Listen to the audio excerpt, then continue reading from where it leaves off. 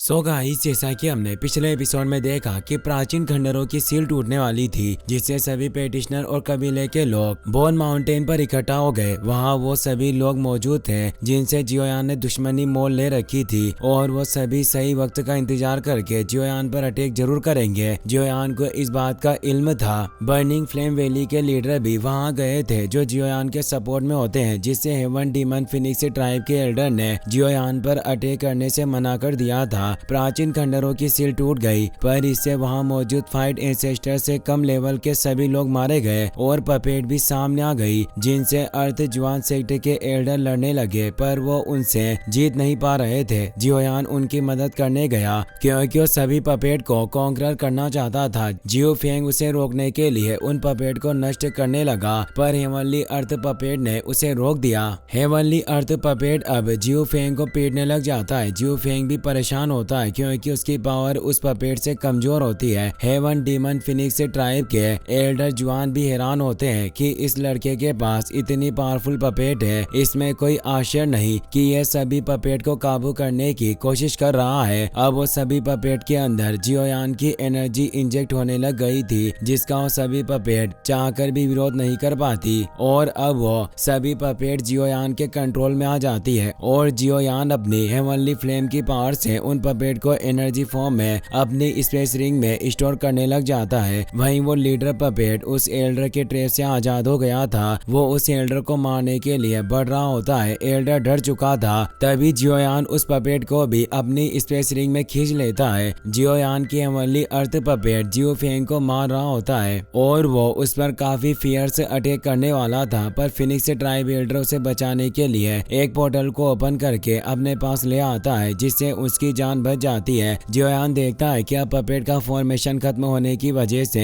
प्राचीन खंडरों में जाने का दरवाजा भी खुलने लग जाता है। जियोयान बर्निंग फ्लेम लीडर से कहता है कि मैं पहले अंदर जाऊंगा। बर्निंग फ्लेम लीडर कहते हैं कि हम अंदर जल्दी दोबारा मिलेंगे और अब जियोयान अपने दोस्तों को भी पीछे आने को कहता है और अब वो सभी प्राचीन खंडरों में प्रवेश कर जाते हैं। बर्निंग फ्लेम लीडर भी कहते हैं कि अब हमें भी प्रवेश करना चाहिए और अब एक एक करके वो सभी प्राचीन खंडरों में प्रवेश करने लगते हैं। एशियन वाइट ड्रैगन के एल्डर को जियो फेंग पर काफी गुस्सा आ रहा होता है क्योंकि वो एक पपेट को भी हरा नहीं सका। अब वो भी प्राचीन खंडरों में चले जाते हैं। जियो फेंग को जियोयान पर काफी गुस्सा आता है और वो डिसाइड कर लेता है कि वो जियोयान से बदला जरूर लेगा और अब वो भी प्राचीन खंडरों के अंदर प्रवेश कर जाता है। प्राचीन खंडरों में काफी सारे रास्ते होते हैं और नीचे की पूरी जगह मैग्मा से भरी हुई होती है। अब आइस रिवर वैली और बाकी के कबीले के लोग भी वहां आ चुके होते हैं। जियोयान आगे बढ़ने लग जाता है, पर तभी वहां फायर ट्रैप एक्टिवेट होता है, जिससे उन पर आग के गोलों से अटैक होने लगता है। जियोयान एक स्पिरिचुअल बैरियर को क्रिएट कर लेता है, जिससे वो अटैक उनका कुछ नहीं बिगाड़ पा रहे होते। वो अपने दोस्तों को आगाह करता है कि सभी मेरे करीब ही रहना और अब वो सभी आगे बढ़ते जाते हैं। आइस रिवर वैली के लीडर बिंग हे भी अपने साथियों के साथ आगे बढ़ने लगता है। उसका आइस बैरियर सभी अटैक को रोक रहा होता है, पर विंड लाइटनिंग पवेलियन के लोग अपनी 3000 लाइटनिंग का इस्तेमाल करके आगे बढ़ रहे होते हैं, पर कमजोर डिसेबल मारे जा रहे थे। जियोयान लगातार सभी के साथ आगे बढ़ रहा होता है। आगे एक दरवाजा होता है। जियन खुश हुई तेजी से अंदर जाती है, पर वहां अंदर भी कुछ नहीं होता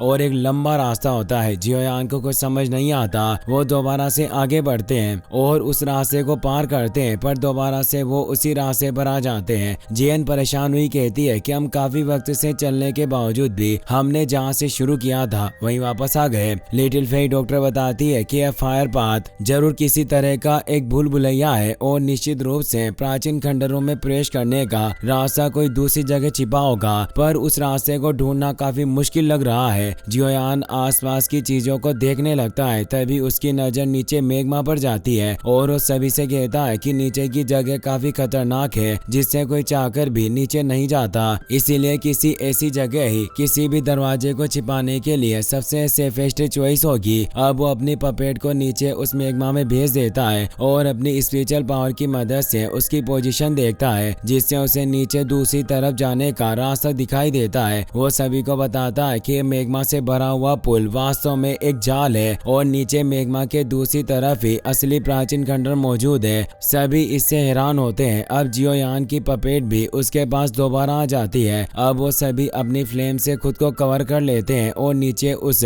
मैग्मा पुल में डाइव कर जाते हैं। वो मैग्मा नकली होता है जिससे वो जल्द ही दूसरी तरफ निकल जाते हैं। वो पूरी जगह उल्टी हो जाती है। एल्डर तियानुओ कहते हैं कि वास्तव में गेट को काफी अच्छी जगह छिपाया गया था। कोई आश्चर्य नहीं है कि यह जगह एक फाइट संत के द्वारा छोड़ी गई थी। कोई नॉर्मल आदमी सोच भी नहीं सकता कि मैग्मा के नीचे एक रास्ता होगा। जियोयान कहता है कि अब हम असली प्राचीन खंडर में पहुंच गए हैं, पर हम अभी उस हेवन लेवल की कॉम्बैट स्किल पर अपना ध्यान केंद्रित नहीं करेंगे, बल्कि पहले मास्टर को बचाने के लिए उस सोल ओरिजिन फ्रूट की तलाश करेंगे। और वो सभी उसकी बात से एग्री करते हैं। जियोयान अब जियन से कहता है कि तुम अपनी सूंघने की अंदरूनी क्षमता का इस्तेमाल करके उस फ्रूट को ढूंढ सकती हो, इसीलिए अब सब कुछ तुम्हारे ऊपर ही डिपेंड करता है। जियन कहती है कि तुम चिंता मत करो, ये सिर्फ छोटी सी प्रॉब्लम है। और अब वो खुश हुई तेजी से आगे बढ़ती है और उस फ्रूट की फ्रेग्रेंस की मदद से उसे ढूंढने लग जाती है। कुछ देर बाद उसे एक कमरे से काफी तेज सुगंध आ रही होती है। वो अपने सभी दोस्तों को वहां बुला लेती है और बताती है कि इस जगह पर मेडिसिनल हर्ब की सबसे तेज सुगंध आ रही है। निश्चित रूप से वो सोल ओरिजिन फ्रूट यही होगा।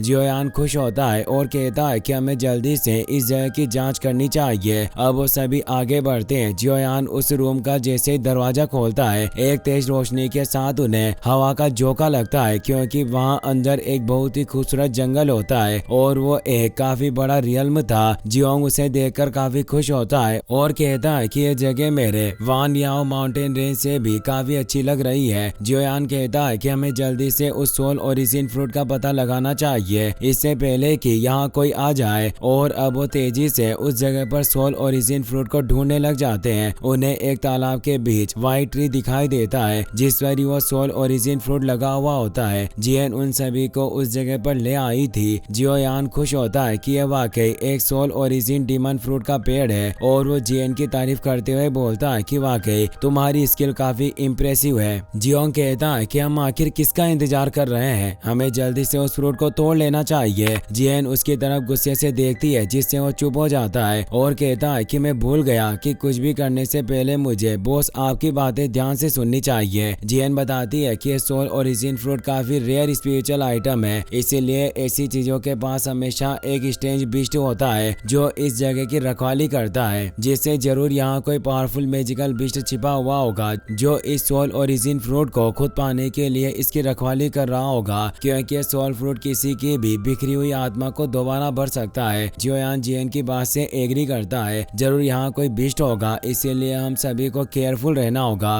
पर वो जगह काफी शांत थी। तभी उस पानी में से एक ड्रैगन बाहर निकल आता है जो उन पर जोर से रोर करने लगता है। जियन कहती है कि ये एक सेलेस्टियल फ्लड ड्रैगन है जो एक एशियन मैजिकल बीस्ट है। ये बाहरी दुनिया में पूरी तरीके से विलुप्त हो चुके हैं। जियोयान कहता है कि मैंने प्राचीन किताबों में इसके बारे में पढ़ा है। इस एशियन फ्लड ड्रैगन के अंदर वॉयड ड्रैगन कबीले की ब्लड लाइन मौजूद है, जिससे अगर ये लाइटनिंग ट्रिब्यूलेशन से गुजर सकता है तो ये निश्चित रूप से एशियन वॉयड ड्रैगन के बराबर तक विकसित हो सकता है। जियन कहता है कि हम एशियन वॉयड ड्रैगन के सामने सिर्फ एक छोटे झींगे की तरह हैं। और वो अब उस एशियन फ्लड ड्रैगन के पास जाती है और अपनी एशियन वॉयड ड्रैगन की बिस्ट बॉडी को एक्टिवेट करती है जो तेजी से रोर करने लगता है, जिससे वो एशियन फ्लड ड्रैगन डर जाता है और अपना सर झुका लेता है। जियन उसे प्यार से सहलाती है और उसे बताती है कि मुझे वो सोल ओरिजिन फ्रूट चाहिए। वो फ्लड ड्रैगन उसे वो नहीं देना चाहता था, पर वो एशियन वॉयड ड्रैगन को देखकर डर रहा होता है। जियन उसे निराश देकर परेशान होती है और कहती है कि मुझे इस फ्रूट के बदले तुम्हें कुछ मुआवजा देना चाहिए। और वो जियोयान से कहती है कि मैं इससे फ्रूट तो ले लूंगी, पर यह काफी दुखी लग रहा है। लगता है कि इसको भी इस सोल ओरिजिन फ्रूट की काफी जरूरत है। जियोयान उसके पास आता है और उस बिस्ट के साथ विनम्रता से बात करता है और कहता है कि मेरे मास्टर को बचाने के लिए इस सोल ओरिजिन फ्रूट की आवश्यकता है, वरना मैं कभी भी आपके ट्रेजर को छीनने की कोशिश नहीं करता। मैं जानता हूँ कि आपके पास एशियन ड्रैगन की ब्लड लाइन मौजूद है और आप एशियन वॉयड ड्रैगन के बराबर एवोल्व होना चाहते हैं, जो आसान नहीं होगा। पर मेरे पास एक ट्रांसफॉर्मेशन ग्रास है जो आपके ट्रांसफॉर्मेशन में काफी मदद कर सकती है। फ्लड ड्रैगन काफी खुश हो जाता है और उस ट्रांसफॉर्मिंग ग्रास को ले लेता है और वहाँ से वापस पानी में चला जाता है। जियोयान अब उस सोल ओरिजिन ट्री के पास आ जाता है और मास्टर को याद करते हुए कहता है कि जल्दी आप अब अपनी पीक स्ट्रेंथ के साथ वापस से रिकवर हो पाओगे। और वो सोल ओरिजिन फ्रूट को तोड़कर अपने पास रख लेता है। जियन वहाँ टहल रही होती है, तभी उस जगह मौजूद डस्ट उसके पास आती है है। जियन जैसे उन्हें टच करती है तो उसे कुछ विजन्स दिखाई देते हैं जिसमें वो एक अरीना को देखती है जिसमें एशियन वाइट ड्रैगन और फिनिक्स कबीले के लोग लड़ा करते हो, जिससे वहाँ उनके स्टेचू मौजूद थे। पर जियन को कुछ समझ नहीं आता। जियोयान भी वहाँ जाता है। लिटिल फेई डॉक्टर कहती है कि इस एशियन फॉरेस्ट में बीस्ट के साउंड लगातार बढ़ते जा रहे हैं, जिससे लगता है कि बहुत से बीस्ट इस तरफ आ रहे होंगे। तभी जियोंग जियन को खामोश देखकर उसके पास आता है और पूछता है कि बॉस आखिर आपको क्या हुआ है। जियोयान भी उसे परेशान देखकर उसके पास आता है और पूछता है कि जियन आखिर तुम्हें क्या हुआ। जियन कहती है कि मुझे फील हो रहा है कि आसपास कोई ऐसी जगह है जो मुझे अपनी ओर बुला रही है। इसी के साथ ये एपिसोड यहीं पर खत्म हो जाता है।